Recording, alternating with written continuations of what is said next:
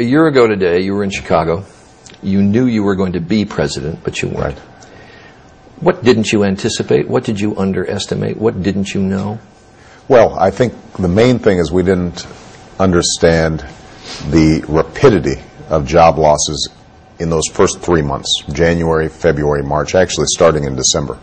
You saw 700,000 jobs lost or 650,000 jobs lost in each of those months. So none of the economists had anticipated that. By the time we were in legislative session, had actually passed a Recovery Act, you had already seen over 3 million jobs lost on top of what had been lost the previous year. And that meant that unemployment was going to go up higher, and even as we moved aggressively to start boosting economic growth, we knew at that point that job growth was going to be lagging severely, and that was going to be one of our greatest challenges. You surprised me a little, because I think, and I've heard other presidents say, the thing that you can't anticipate is the weight of the job when it comes to you, particularly when it comes to committing young men and women to war. Well, I will tell you that, unfortunately, I anticipated the difficulties involved in managing 2 wars at the same time. I think Iraq has actually gone better than we anticipated, or at least as well as we could have anticipated. And I've been very fortunate to have extraordinary leadership, not only in a Secretary of Defense, Bob Gates, who understood all the ramifications of our wartime policies, but also having Ray Odierno on the ground, who's been doing outstanding work. So Iraq, I think we knew we could manage, and we have. Afghanistan, we understood was going to be a problem. Now, we have been disappointed, I think, in the fact that the Taliban had gained more momentum during the course of the year than was anticipated. When General McChrystal came back with his assessment, the sense of what deterioration had taken place on the ground was worse than what had been initially reported. The weight of making decisions around sending young men and women into war is something that, frankly, I foresaw being difficult. When you're in the midst of making the decisions, though, nothing compares. And when you meet with families and you talk to soldiers who've come home disabled as a consequence of their service, sure. The sheer emotional force of that, I think, is something that you can't anticipate. It's something that hits you like a ton of bricks. I've always been fascinated by this question of what it takes and what you have to go through internally to send kids off. As you said a few moments when you were in the Nobel speech, you said some will kill and some will be killed. Right. It's an enormous responsibility. And before Gulf War I went to Kuwait and I talked to the commanders, Army, Navy, Marines, Air Force. Right. And I asked them that, what does it feel like to commit kids to war? And they all said, we don't. The president does. It's his job. We just carry out his orders. Right.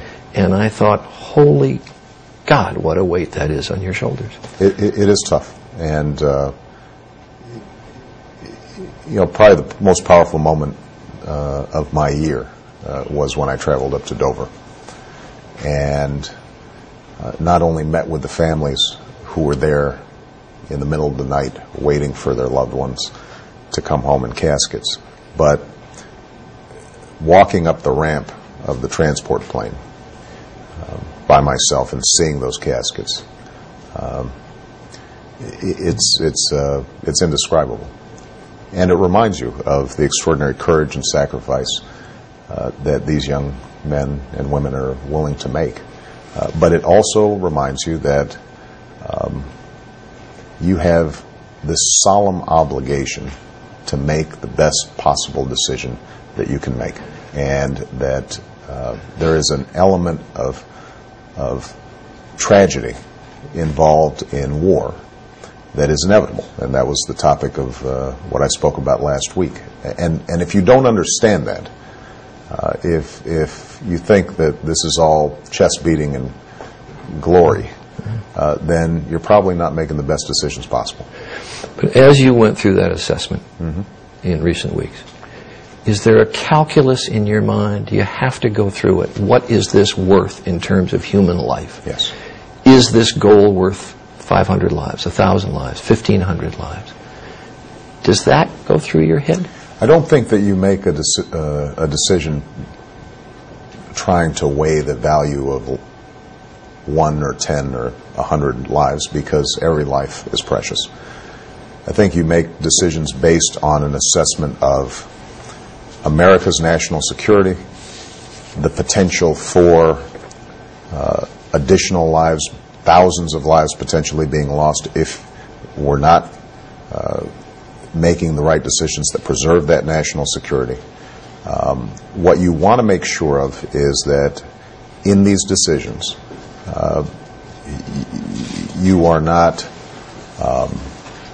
making them based on abstractions, notions of a battalion here or a battalion there, a brigade here or a brigade there, without understanding that in each of those battalions, in each of those brigades, there are young men and women with their lives ahead of them who you are committing. And so that is a constant ballast, I think, to making the best possible decisions. But look, part of the decision I have to make is also what is the absolute best way for us to prevent another 9/11 from happening?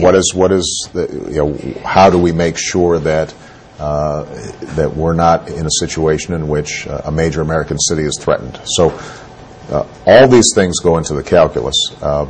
In the end, the best you can do is make sure that you've heard every opinion, that you have evaluated and analyzed every aspect of your decision, that you have clarity about what your choices are, understanding that the choices that you have are very rarely the ideal choice versus a terrible choice, but rather a range of choices, all of which have problems with them.